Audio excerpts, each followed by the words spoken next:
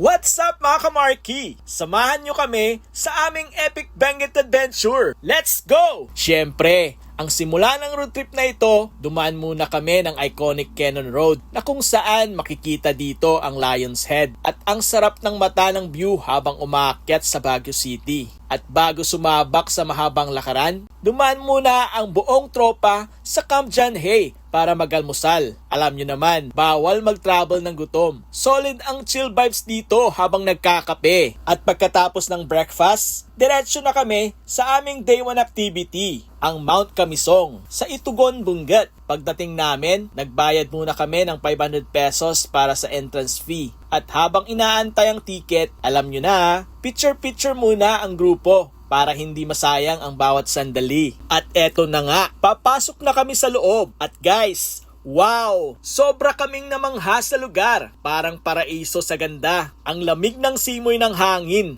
At talaga namang nakakawala ng stress ang view. Nag-umpisa na kaming maglibot-libot ng grupo. At talaga, bawat sulok Instagrammable. Syempre, hindi namin pinalampas ang isa sa highlight dito, ang kanilang sikat na glass bridge. Medyo nakakalula pero kayang-kaya para sa picture. Pagkatapos mag-post sa iba't ibang magagandang view, pinuntan din namin ang kanilang cozy coffee shop para mag-relax. At dumaan na rin kami sa kanilang mga souvenir shop para sa mga pasalubong. Marami pa talagang magagandang explore dito sa loob. Napaka-solid ng day 1 namin dito sa Mount Kamisong.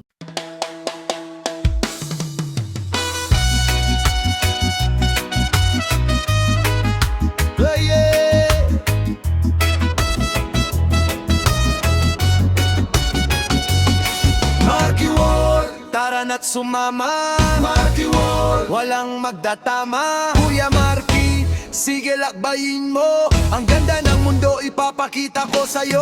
Marky World, tara na't sumama, Marky World, walang magdatama. Kuya Marky, sige lakbayin mo. Ang ganda ng mundo ipapakita ko sa'yo.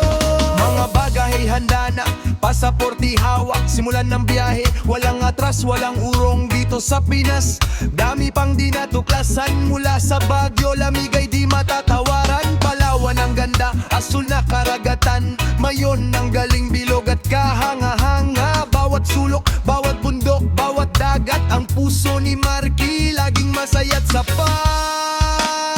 Welcome sa Marky World, walang kapaguran. Pero hindi pa dyan nagtatapos ang biyahe. See you sa aming day 2 activities sa Northern Blossom Flower Farm sa Atok, Benguet.